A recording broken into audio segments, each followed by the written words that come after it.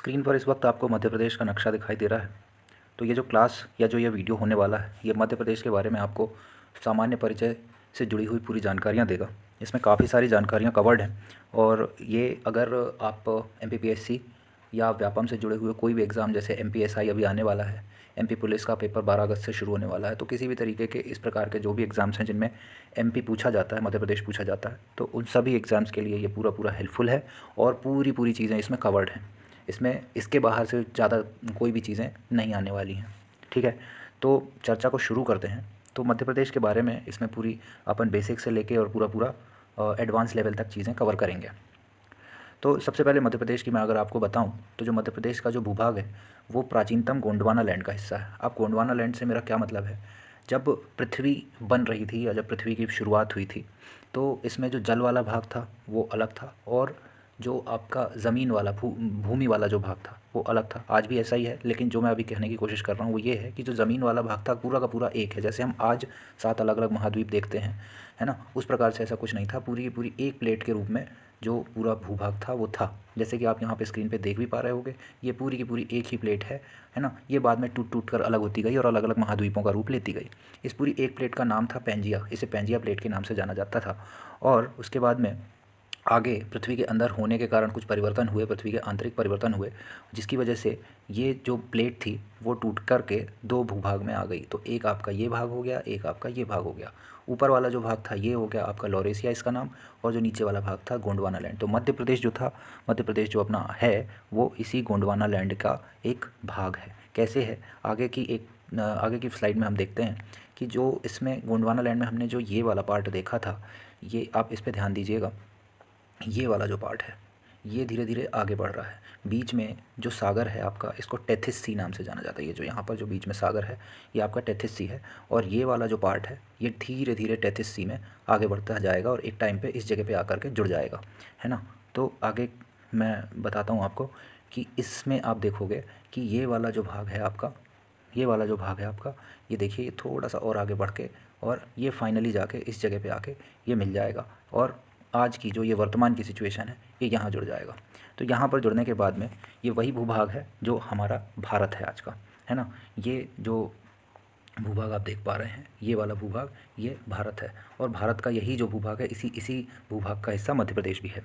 ठीक है, तो इस तरीके से हमने समझा कि मध्य प्रदेश को प्राचीनतम गोंडवाना लैंड का हिस्सा क्यों कहा जाता है। ठीक है, उसके बाद में अगर फिर मैं मध्य प्रदेश के बारे में आपको कुछ बताने की कोशिश करूं, तो मध्य प्रदेश जो है एक भू आवेष्टित राज्य है या स्थलबद्ध राज्य है। स्थलबद्ध या भू आवेष्टित कहने का मतलब ये है कि आप इस पिक्चर में आप देख पा रहे होंगे कि जो मध्य प्रदेश है आपका, ये इसके चारों तरफ कोई भी समुद्री सीमा नहीं है, तो इसलिए ये स्थलबद्ध या भू आवेष्टित हो गया। साथ ही साथ मध्य प्रदेश की जो सीमा है वो किसी भी अंतर्राष्ट्रीय किसी भी देश को नहीं टच करती। यहाँ पर जैसे नेपाल है ना, या यहाँ पे आप देखो कि बांग्लादेश है, तो मध्य प्रदेश की जो सीमा है किसी भी अंतर्राष्ट्रीय देश को नहीं टच करती। तो मध्य प्रदेश आपका इस तरीके से एक भू आवेष्टित या स्थलबद्ध राज्य हो गया। उसके बाद में मैं अगर बात करूँ तो मध्य प्रदेश का उल्लेख हमें वैदिक साहित्यों में भी प्राप्त हुआ है। मध्य प्रदेश को वैदिक साहित्यों में दक्षिणापथ के रूप में जाना गया है। इसके अलावा शतपथ ब्राह्मण नामक एक पुराण था जिसमें इसे रेवोत्तरस के नाम पर जाना गया है। ठीक है, साथ ही साथ मनुस्मृति जो कि एक प्राचीन ग्रंथ है, उसमें मध्य प्रदेश की भौगोलिकता का उल्लेख आपको मिलता है। कैसे मिलता है कि मनुस्मृति में इस प्रकार का वर्णन मिलता है कि हिमालय और विंध्याचल पर्वत के बीच में जो मैदानी क्षेत्र स्थित है और जो कि प्रयागराज के पूर्व में स्थित है, वह आपका मध्य प्रदेश है। ठीक है, आगे चलते हैं। तो जब मध्य प्रदेश का गठन हो रहा था तो मध्य प्रदेश का जो ये नाम है मध्य प्रदेश, है ना, ये नाम दिया किसने था? ये नाम मध्य प्रदेश का गठन जब 1 नवंबर 1956 को हो रहा था, उस तत्कालीन प्रधानमंत्री, उस समय के जो प्रधानमंत्री थे जवाहरलाल नेहरू, उन्होंने इसका जो है नामकरण किया था। इसके अलावा इसके कुछ अन्य नाम भी हैं, जैसे इसे हृदय प्रदेश के नाम से भी जाना जाता है, यानी भारत के हृदय क्षेत्र में स्थित होने के कारण इसे हृदय प्रदेश बोला जाता है। सोयाबीन का सबसे अधिक उत्पादन के कारण इसे सोया प्रदेश के नाम से जाना जाता है। अब क्योंकि इसकी भौगोलिकता ऐसी है, ये भारत के बीचों बीच स्थित है, तो यहाँ पे कई सारी संस्कृतियों का आपको संस्कृतियों का आपका संकेंद्रण मिलता है, सम्मिश्रण मिलता है, तो इसलिए इसे लघु भारत के नाम से भी जाना जाता है। भारत में सबसे अधिक हीरा उत्खनन मध्य प्रदेश में ही होता है, इसलिए इसे कोहिनूर प्रदेश के नाम से भी जाना जाता है ना। इसे मैग्नीज नगरी भी जाना जाता है, मैग्नीज नगरी के नाम से भी जाना जाता है। मध्य प्रदेश का एक जिला है बालाघाट, जहाँ पर मैग्नीज का उत्खनन होता है काफ़ी मात्रा में, इसलिए इसे मैग्नीज नगरी के नाम से भी जाना जाता है।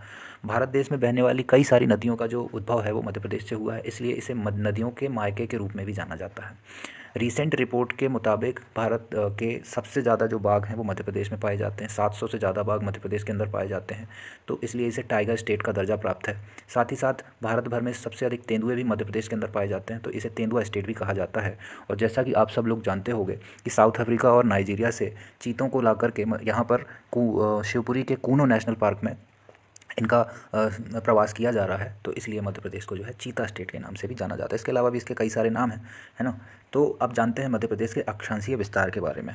आपने ग्लोब देखा होगा, ग्लोब में जो आपकी इस प्रकार की जो हॉरिजॉन्टल जो लाइंस होती हैं वो क्या कौन सी लाइंस होती हैं, वो अक्षांशीय रेखाएं कहलाती हैं, ठीक है। और जो आपकी इस प्रकार की वर्टिकल लाइंस होती हैं वो आपकी कौन सी लाइंस होती हैं, देशांतर रेखाएं कहलाती हैं, ठीक है। तो अगर मैं उस तरीके से मध्य प्रदेश का विस्तार बताना चाहूँ, तो अगर मैं अक्षांशीय विस्तार बताऊँगा तो मैं किस प्रकार से बताऊँगा कि जो मध्य प्रदेश का अक्षांशीय विस्तार है वो 26 डिग्री 30 मिनट उत्तरी अक्षांश से लेकर के 21 डिग्री 6 मिनट उत्तरी अक्षांश के बीच में है ना, ठीक है। उसके अलावा अगर मैं इसके देशांतरी विस्तार की बात करूँगा तो 74 डिग्री 9 मिनट पूर्वी देशांतर से 82 डिग्री 48 मिनट पूर्वी देशांतर के बीच में मध्य प्रदेश का विस्तार है, देशांतरी विस्तार है।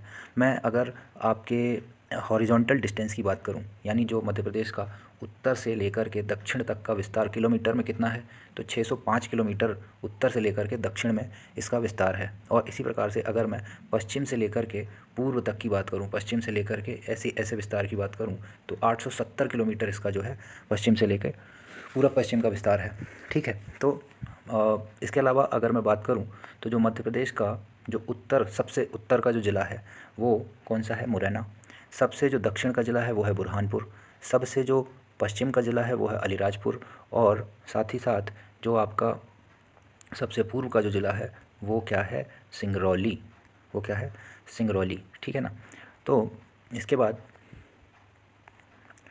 अब मध्य प्रदेश क्योंकि भारत के बीचों बीच स्थित है, साथ ही साथ पृथ्वी के भी बीचों बीच ही स्थित है, इसलिए जो भी केंद्र बिंदु होंगे वो सभी के सभी मध्य प्रदेश में ही स्थित होंगे। तो कुछ प्रमुख केंद्र बिंदु हैं जो कि मध्य प्रदेश में स्थित हैं। तो सबसे पहले अगर मैं बात करूं कि पृथ्वी का जो केंद्रीय बिंदु है वो कहाँ पर स्थित है, तो ऐसा माना जाता है कि उज्जैन के अंदर जो मंगलनाथ नाम की जगह है वो आपकी पृथ्वी का केंद्रीय बिंदु से माना गया है। अविभाजित मध्य प्रदेश की बात करूं तो अविभाजित मध्य प्रदेश जो है आपका, यानी एमपी और छत्तीसगढ़ को मिला के अविभाजित मध्य प्रदेश कहलाया। उसका केंद्र जो है आपका वो कहाँ पर है, बरसाली नामक एक जगह है बैतूल ज़िले में, वहाँ पर स्थित है।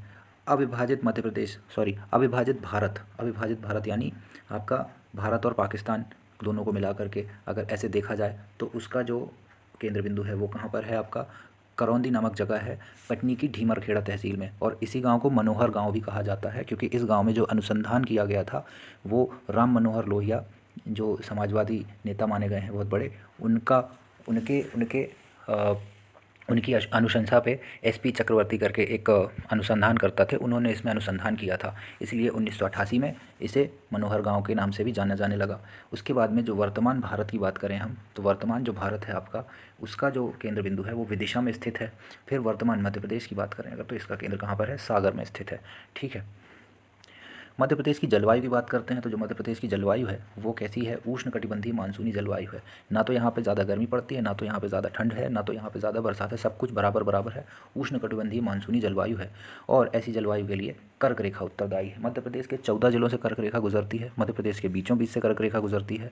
तो कर्क रेखा के सापेक्ष ऐसी स्थिति होने के कारण जो है मध्य प्रदेश में इस प्रकार की जलवायु पाई जाती है। मध्य प्रदेश में जो बारिश होती है दो शाखाओं से होती है, एक तो आपकी बंगाल की खाड़ी की तरफ से जो हवाएं चलती हैं तो वहाँ से भी आपका बारिश का एक कारण बनता है मध्य प्रदेश में, और दूसरा जो है आपका अरब सागर की तरफ से भी आपका मध्य प्रदेश में बारिश होती है, लेकिन ज़्यादा वर्षा जो होती है वो अरब सागर की तरफ से ही होती है, ठीक है। अब न्यायिक स्थिति की बात कर लेते हैं। तो स्क्रीन पे आपको दिख रहा होगा मध्य प्रदेश का उच्च न्यायालय, जो कि कहाँ स्थित है, जबलपुर में स्थित है। तो मध्य प्रदेश का जो उच्च न्यायालय है वो जबलपुर में स्थित है। इसके अलावा इसकी जो है 2 खंडपीठ भी हैं, यानी 2 इसकी और शाखाएं भी हैं मध्य प्रदेश के उच्च न्यायालय की। तो एक तो आपका अभी आप देख पा रहे होंगे, एक तो ये हो गया इंदौर में, और दूसरा आपका कहाँ पर है, ग्वालियर में। ये आपका ग्वालियर हाईकोर्ट है। तीसरा इसका एक खंडपीठ भोपाल में भी प्रस्तावित है। ठीक है, अब बात करते हैं मध्य प्रदेश में राजनीतिक स्थितियों की। तो राजनीतिक स्थितियों की बात करेंगे तो सबसे पहले आप विधानसभा की बात करेंगे। तो विधानसभा में मध्य प्रदेश में 230 सीटें हैं। 230 सीटों में से जो आपकी 35 सीटें हैं वो एससी कैटेगरी के लिए आरक्षित हैं, यानी अनुसूचित जाति के लिए आरक्षित हैं। ठीक है, उसके अलावा 47 सीटें जो हैं वो अनुसूचित जनजाति के लिए आरक्षित हैं। ठीक है, अब लोकसभा की बात करें अगर, तो लोकसभा जो है, लोकसभा की टोटल 29 सीटें मध्य प्रदेश में स्थित हैं। मध्य प्रदेश की लोकसभा की 29 सीटों में से जो 4 सीटें हैं वो अनुसूचित जाति यानी एससी कैटेगरी के लिए आरक्षित हैं, और मध्य प्रदेश की जो 29 सीटें हैं लोकसभा की, उनमें से 6 सीटें जो हैं अनुसूचित जनजाति यानी एसटी के लिए आरक्षित हैं। इसी प्रकार से राज्यसभा के अंदर मध्य प्रदेश की 11 सीटें हैं। ठीक, आइए जानते हैं मध्य प्रदेश से संबंधित कुछ सामान्य तथ्य। तो जो मध्य प्रदेश का गठन हुआ था वो 1 नवंबर 1956 को हुआ था। 1953 में भाषा के आधार पर भारत में राज्य पुनर्गठन आयोग बनाया गया था, जिसे आप और हम और सब फजल अली आयोग के नाम से भी जानते हैं, क्योंकि फजल अली ने इसकी अध्यक्षता की थी। इनका काम क्या था कि भाषा के आधार पर जो है मध्य प्रदेश का गठन किया जाएगा। मध्य प्रदेश के गठन के बाद जो राजधानी बनाई गई वो भोपाल बनाई गई। पहले जो है मध्य प्रदेश की राजधानी जबलपुर बनाई जा रही थी, पर राजधानी के लिए जो आवश्यक भवन है, जैसे विधानसभा क्योंकि राजधानी में होती है, इसके अलावा कई सारे अन्य मुख्य भवन जो होते हैं राजधानी में ही होते हैं, तो वैसे भवनों की संख्या जबलपुर में ना होने के कारण भोपाल को ही राजधानी इसकी बनाया गया। और भोपाल को मध्य प्रदेश की राजधानी बनाने के लिए एक व्यक्ति को पूरा श्रेय जाता है, जिनका नाम है डॉक्टर शंकर दयाल शर्मा। मध्य प्रदेश के अंदर 10 संभाग हैं और 52 जिले हैं। अभी इसमें 2 नए ज़िले घोषित हुए हैं, एक तो है मऊगंज और दूसरा है नागदा। ये घोषित हो चुके हैं, बस अब इनका ऑफिशियल स्टेटस आना बाकी है। क्षेत्रफल की दृष्टि से दूसरा और जनसंख्या की दृष्टि से 6वां सबसे बड़ा राज्य है ये भारत देश के अंदर। ठीक है, इसके बाद में अगर हम इसकी विशिष्ट कुछ राजधानियों की बात करें तो ऑफिशियल राजधानी तो जैसे भोपाल हो गई, लेकिन कुछ विशिष्ट राजधानियाँ भी हैं। जैसे ग्रीष्मकालीन जो इसकी राजधानी है वो क्या है, आपकी पचमढ़ी है। जो व्यावसायिक एवं खेल राजधानी है वो आपकी इंदौर है। इंदौर में अधिकतर इसमें इंडस्ट्रीज़ जो हैं इंदौर में हैं, तो इसलिए इसे व्यावसायिक राजधानी भी कहा जाता है। जिस प्रकार से भारत की जो ऑफिशियल राजधानी है दिल्ली है और व्यावसायिक राजधानी मुंबई है, क्योंकि ज़्यादातर इंडस्ट्रीज़ जो हैं आपकी मुंबई में है। इसी प्रकार से मध्य प्रदेश की ज़्यादातर इंडस्ट्रीज़ जो हैं इंदौर में है, इसीलिए इसे व्यावसायिक राजधानी मध्य प्रदेश की कहा जाता है। इसी प्रकार से कोयला एवं ऊर्जा राजधानी जो है मध्य प्रदेश की वो है सिंगरौली, क्योंकि यहाँ पर बहुत सारे कोयला की खदानें हैं और उसी के कारण यहाँ पे कोयला से ऊर्जा उत्पादन के बहुत सारे संयंत्र भी हैं।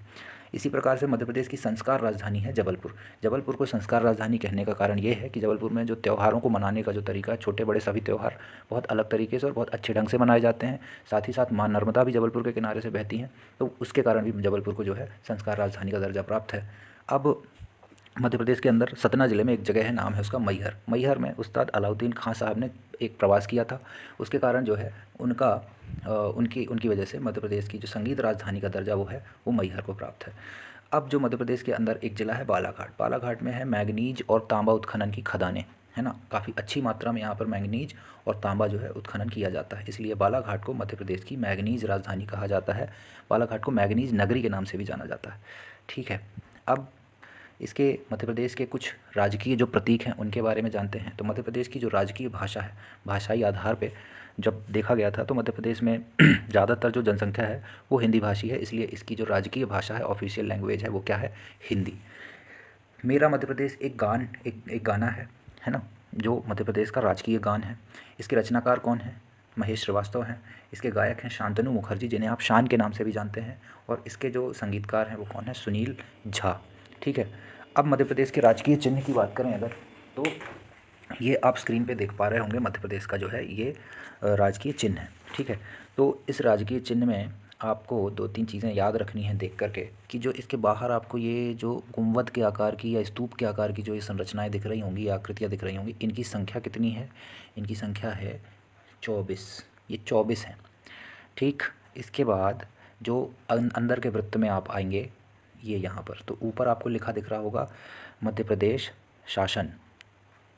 ठीक है, नीचे की ओर आपको ये लिखा दिख रहा होगा सत्यमेव जयते। अंदर बीचों बीच आपको दिख रहा होगा अशोक चक्र, और ये एक जो पेड़ यहाँ पे आपको दिख रहा है पीछे, ये मध्य प्रदेश का राजकीय वृक्ष है बरगद। एक तरफ आपको ये दिख रहा है, ये जो है धान की बाली है, और एक तरफ जो दिख रहा है आपको ये है आपकी गेहूँ की बाली। ठीक है। ये जो पूरा का पूरा जो चिन्ह है, राजकीय चिन्ह है, ये जो सतत तरक्की और विकास की असीम संभावनाओं का द्योतक है।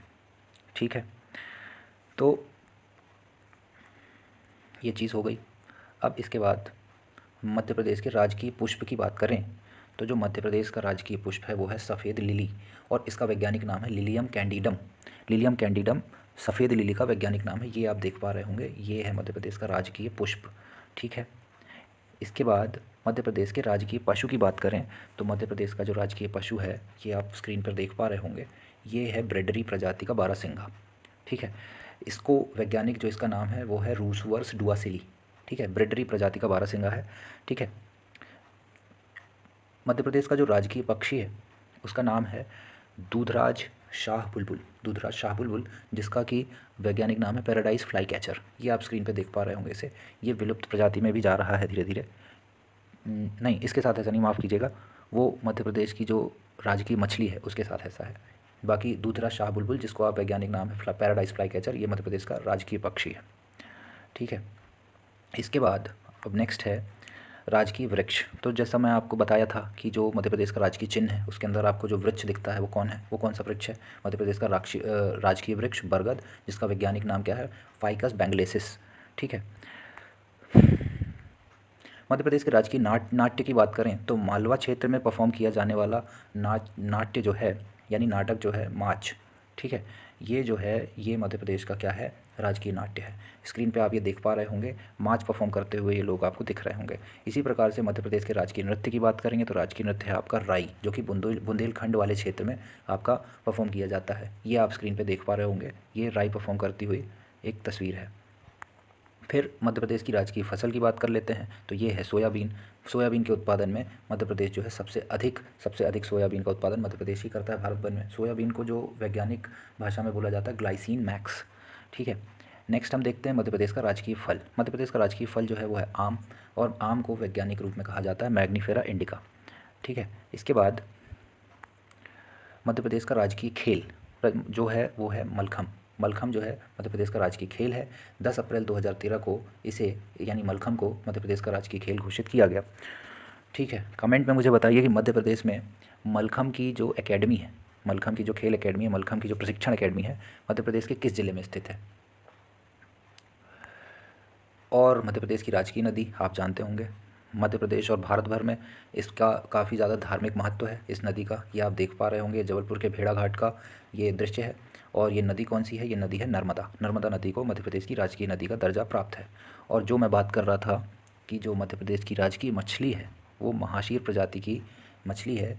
उसे जो है टॉर प्यूटिटेरा नाम से, इसे वैज्ञानिक नाम से जाना जाता है। और 2012 में इसे IUCN के द्वारा रेड लिस्ट में घोषित किया गया है। यानी रेड लिस्ट का मतलब ये विलुप्ति की कगार पे पहुंच चुकी है। इसके लिए बहुत अभी मध्य प्रदेश सरकार के द्वारा बहुत सारे एफर्ट्स भी डाले जा रहे हैं ताकि ये विलुप्त ना हो पाए। अब बात करते हैं मध्य प्रदेश में स्थित विश्व धरोहर स्थलों की। मध्य प्रदेश में 3 विश्व धरोहर स्थल हैं। विश्व धरोहर स्थल की घोषणा कौन करता है? वो यूनेस्को करता है। तो यूनेस्को ने मध्य प्रदेश में 3 स्थल ऐसे चिन्हित किए हैं जो विश्व धरोहर स्थल हैं। तो सबसे पहला है आपका खजुराहो। खजुराहो जो है आपका छतरपुर ज़िले में स्थित है ना। 10वीं और 11वीं सदी के टाइम पे आपके चंदेल शासकों ने यहाँ पर खजुराहो में मंदिरों का निर्माण करवाया था। और सन 1986 में, वर्ष 1986 में यूनेस्को ने इसे विश्व धरोहर स्थल घोषित किया है। इसके बाद जो आपका नेक्स्ट विश्व धरोहर स्थल है वो है सांची। सांची जो है, सांची भी आपका 1989 में, ठीक 3 साल बाद यूनेस्को ने सांची को आपका विश्व धरोहर स्थल घोषित किया। सांची स्थित कहाँ है? रायसेन जिले में स्थित है। और मौर्य सम्राट अशोक ने इसका निर्माण कराया था। बाद में इसका कुछ निर्माण गुप्त शासकों ने भी करवाया था, और कुछ निर्माण इसका शुंग शासकों ने भी इसका कुछ इसके बाहर तोरण द्वार वगैरह लगवाए थे, तो शुंग शासकों ने भी इसका कुछ ना कुछ निर्माण करवाया था। नेक्स्ट आपका विश्व धरोहर स्थल क्या है? भीमबेटका। भीमबेटका भी अगेन आपका रायसेन जिले में ही स्थित है। इसकी जो खोज की थी पंडित विष्णु श्रीधर वाकणकर ने वर्ष 1957 में इसकी खोज की थी। इसमें भित्ति चित्र पाए गए हैं, एकदम इंसानी सभ्यता के शुरुआत के समय के भित्ति चित्र पाए गए हैं। 2003 में यूनेस्को द्वारा इसे विश्व धरोहर स्थल घोषित किया गया है। अब इतनी जानकारी जो है, इतनी जानकारी के बाद में तो आपसे एक हम्बल रिक्वेस्ट है कि हमें सपोर्ट करें, और आप अपना सपोर्ट बस छोटी छोटी चीज़ों से हमें दे सकते हैं। आपको सिर्फ ये वीडियो लाइक कर देना है, वो भी तब जब आपको जानकारी पसंद आई हो।